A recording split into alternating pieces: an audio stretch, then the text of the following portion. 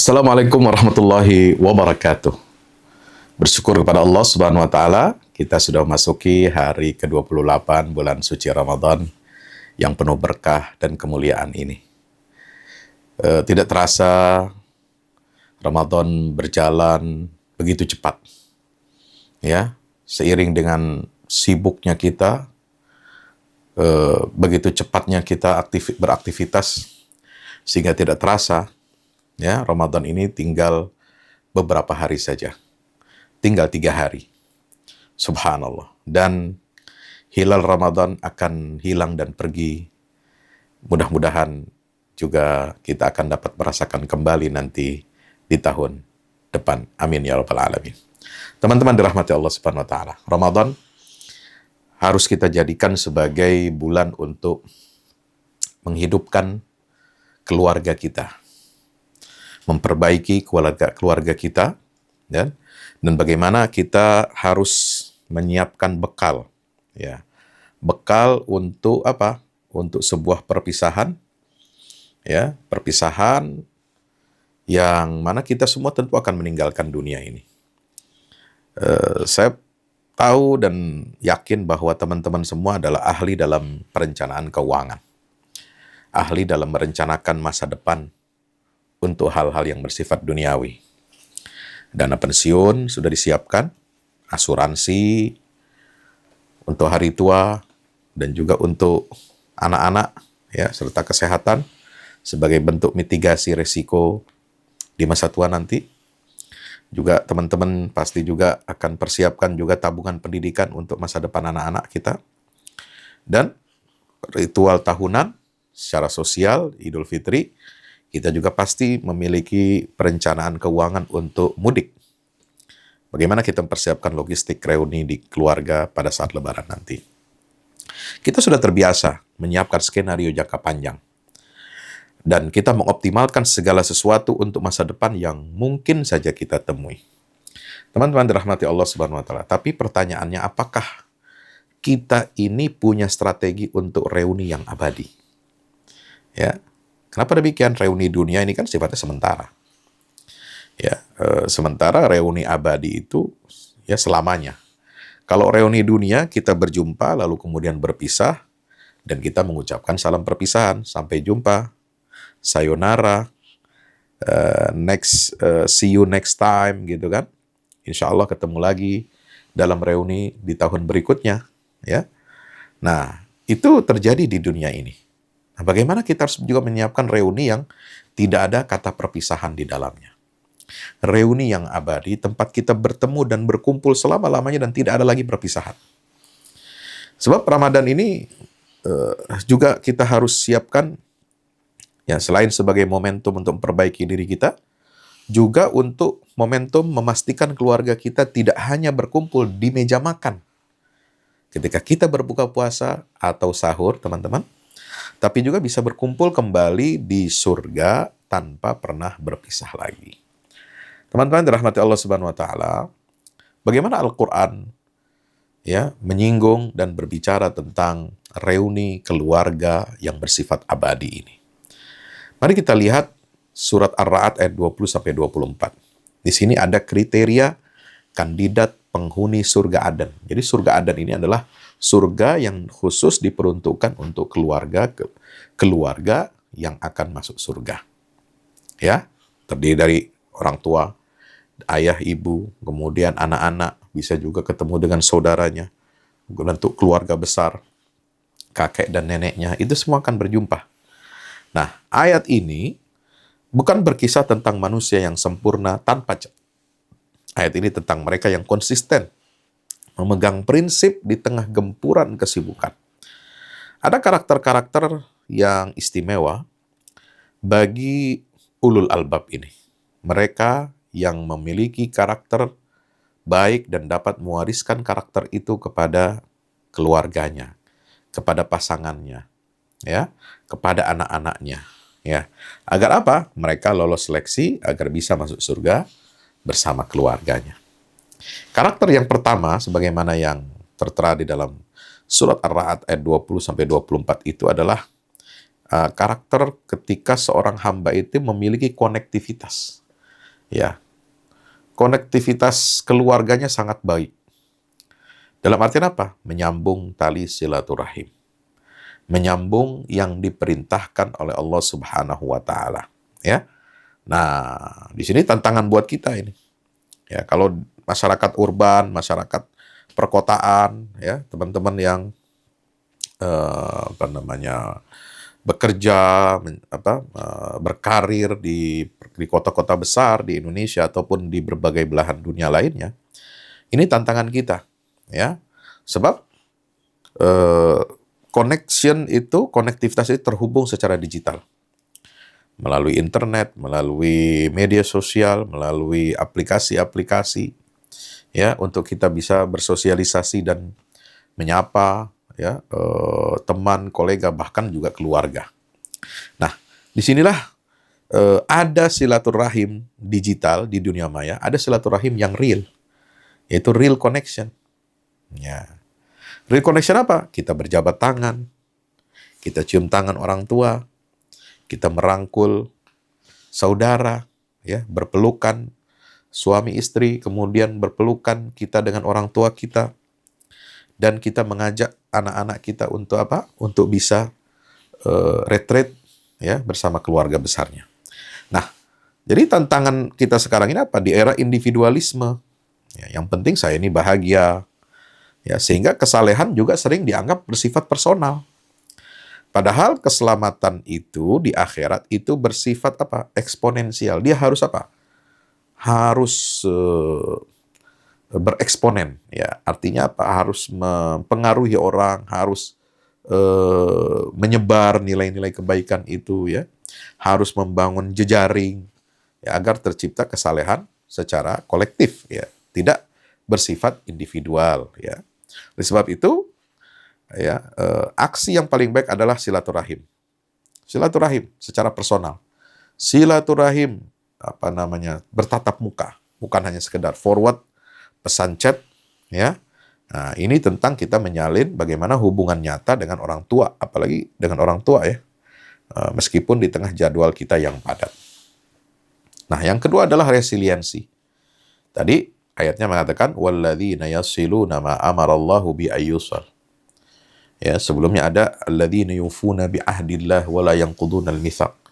Ya, senantiasa memenuhi janji dan sumpah setianya kepada Allah dan tidak merusak, tidak membatalkan kontrak perjanjian dengan Allah.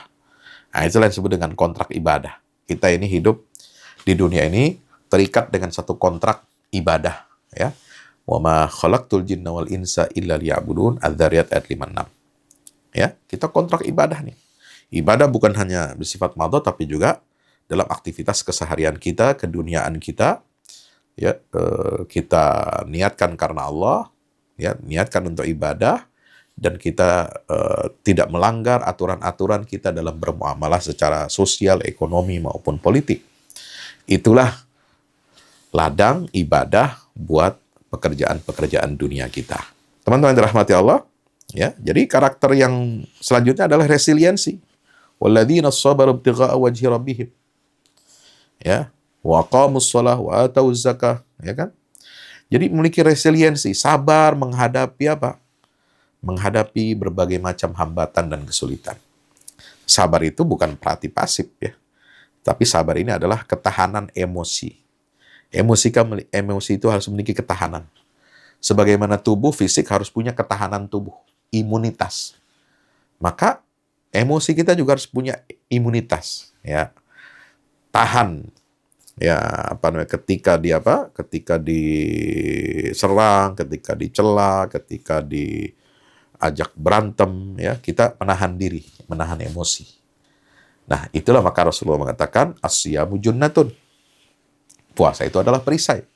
Fa in sabahu ahadun falyaqul inni shaim. Kalau ada orang yang mencela, mencaci atau mengajak dia berantem, maka bilanglah bahwa aku ini sedang berpuasa. Subhanallah. Jadi bagaimana kita ini dalam realitas sehari-hari kita seringkali kehabisan sabar di kantor karena apa? Deadline, lalu menumpahkan emosi sisa ke rumah kita. Nah, kandidat penghuni surga adalah mereka yang mampu bisa mengelola ego dan tetap memprioritaskan sholat di tengah kesibukan. Ini.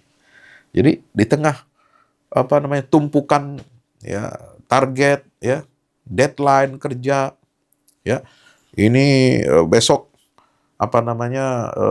cuti baru tanggal 18 ya coba H-2 ya H-2 Lebaran coba bayangkan kerjaan semua target harus selesai ya jangan sampai ini kalau enggak resikonya apa kamu pulang pulang kampung mudik tapi tetap bawa laptop dan mengerjakan tugas yang belum rampung secara online. Kan repot kalau begini. Artinya apa? Disinilah kita harus pandai-pandai mensiasati waktu, tetapi juga bagaimana kita bisa beribadah dengan tenang dan nyaman. Ya, di situ adalah perlu kesabaran, ya, ketangguhan menghadapi deadline, menghadapi tekanan pekerjaan dan target-target. Yang ketiga adalah investasi. Ya, wa anfaqu mimma razaqnahum sirran wa alaniyah. Ya, inilah kebiasaan-kebiasaan finansial. Kebiasaan memberi, ya, kebiasaan memberi, ya, anfaqu mimma razaqnahum sirran wa alaniyah. Ini harus apa? Kita ajarkan kepada keluarga kita bahwa harta itu adalah alat, bukan status, ya, bukan tujuan. Nah, yang berikutnya adalah investasi kita yang terbaik selain giving, memberi. Kebiasaan memberi adalah kita harus juga memiliki kebiasaan-kebiasaan yang bersifat perilaku, ya.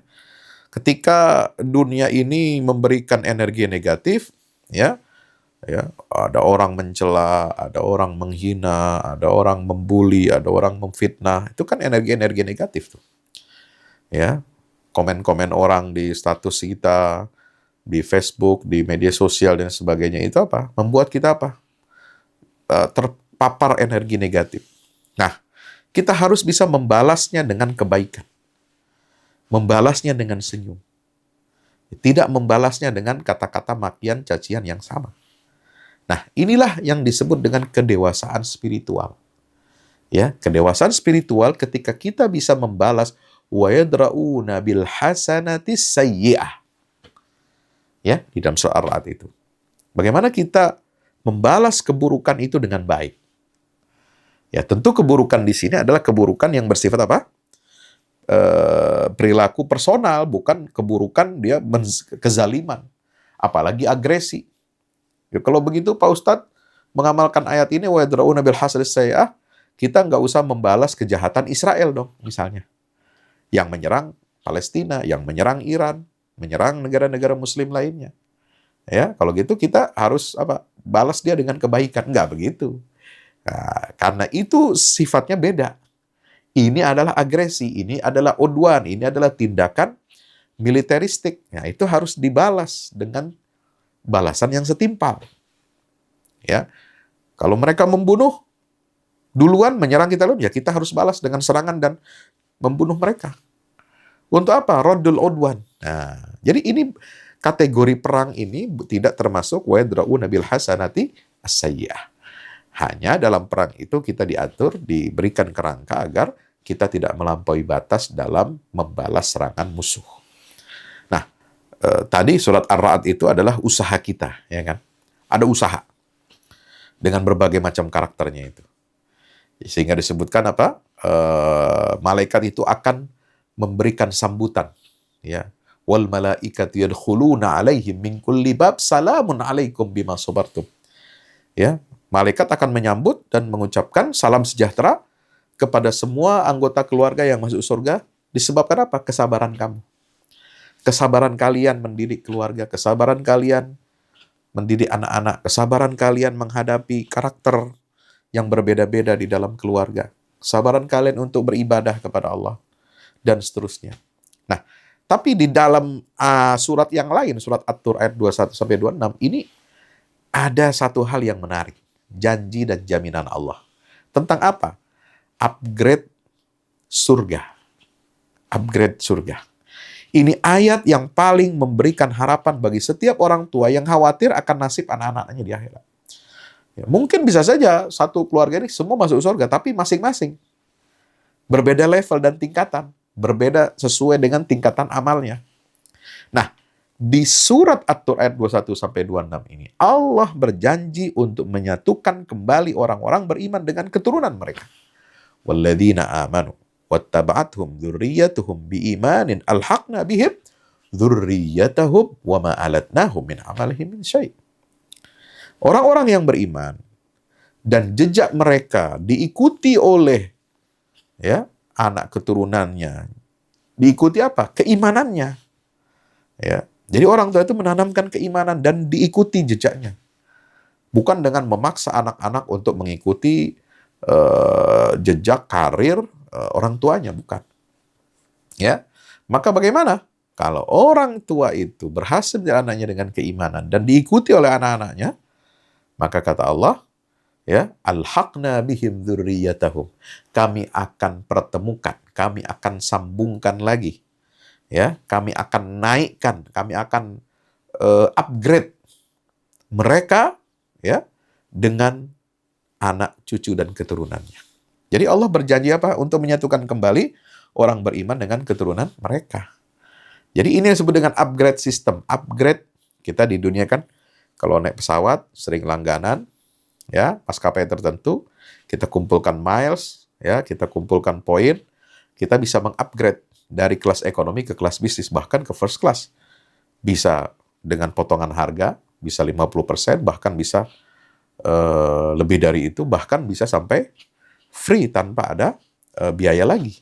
Karena kita, ini upgrade di dalam surga.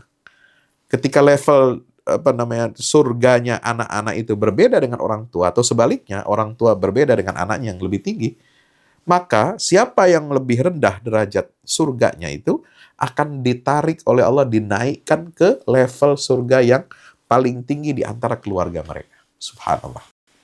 Itulah makna alhaqna bihim dzurriyyatahum wa ma alatnahum min amalihim min syai', dan itu tidak mengurangi amal perbuatan mereka dan tidak akan mengurangi kualitas surga dari orang yang kemudian kita ini dinaikkan ke level mereka itu. Coba bayangkan teman-teman, ketika seorang ayah di surga merindukan anaknya, namun sang anak berada di derajat yang lebih rendah. Maka demi memuliakan ayah yang soleh, bunda yang salihah, Allah tidak menurunkan sang ayah ke bawah, tetapi Allah mengangkat derajat sang anak ke level ayahnya. Itulah makna alhaqna bihim dzurriyyatahum. Sehingga apa? Allah menyatukan seluruh anggota keluarga tanpa mengurangi pahala siapapun. Apa syarat utama kontraknya untuk upgrade sistem surga ini? Kesamaan iman. Walladzina amanu wattaba'athum dzurriyyatuhum biiman. Reuni surga tidak ditentukan oleh seberapa sukses karir anak-anak kita. Kuncinya adalah iman kolektif. Apakah iman kita sefrekuensi dengan anak-anak kita? Apakah kita saling menjaga akidah satu sama lain? Apakah kita saling mengingatkan untuk taat dan patuh kepada syariat Allah Subhanahu wa taala? Di situ kuncinya. Wa aqbala ba'duhum ala ba'din yatasaalun qalu inna kunna qablu fi ahlina musyfiqin. Disitulah akan bertanya ahli surga kepada temannya, kawannya, saudaranya, kepada orang tuanya, kepada anaknya, apa yang menyebabkan kita ini masuk surga bertemu lagi bersama-sama di sini?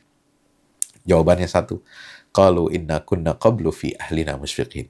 Dahulu kami di surga, kami senantiasa menanamkan rasa takut kepada Allah di dalam diri dan keluarga kami. Subhanallah.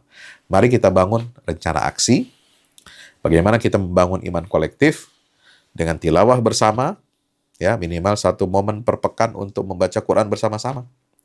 Yang kedua, sholat berjamaah. Hidupkan rumah dengan sujud bersama, terutama sholat maghrib dan isya. Diskusi ringan, obrolan tentang nilai-nilai kehidupan berdasarkan nilai Islam di meja makan. Bukan hanya untuk mengejar target kantor kita. Sebab itu, mari kita tekan ego kita. Jangan kalah cepat dari emosi. Jangan pelit meminta maaf. Jadilah pertama mengulurkan tangan. Untuk mencapai kriteria sabar, kita harus mengelola ego kita. Teman-teman dirahmati Allah, maka itu, salamun alaikum bima sabartum. Kita akan mendapatkan salam sejahtera karena kesabaran kita, karena kita menahan emosi kita, karena menahan beban beratnya mendidik anak-anak kita, dan karena kita bersabar untuk terus menjaga tali silaturahim. Ketika itu semua lelah di dunia, maka ketika kita masuk surga dan disambut malaikat, terbayar lunaslah semua lelah kita. Alhamdulillah. Terakhir, kalau ini Ramadan terakhir kita, teman-teman, mari kita renungkan. Apakah kita ini masih terlalu sibuk ya untuk memoles profil dan status sosial kita, tapi lupa mengurus tiket reuni kita yang sesungguhnya kelak di dalam surga? Jika dunia, reuni keluarga hanyalah jeda sebelum perpisahan berikutnya, maka di surga nanti adalah reuni keabadian. Apakah kita sudah menyiapkan ya tiket untuk reuni di surga sekeluarga? Ayo, siapkan tiketnya sekarang. Isi Ramadan di hari-hari terakhir ini dengan kita memperbaiki kualitas ibadah keluarga kita. Jangan hanya sibuk menyiapkan THR, jangan hanya sibuk menyiapkan bekal untuk perjalanan mudik, tapi kita harus siapkan bekal untuk perjalanan panjang, menyiapkan keluarga yang akan reuni kelak di dalam surganya Allah. Wassalamualaikum warahmatullahi wabarakatuh.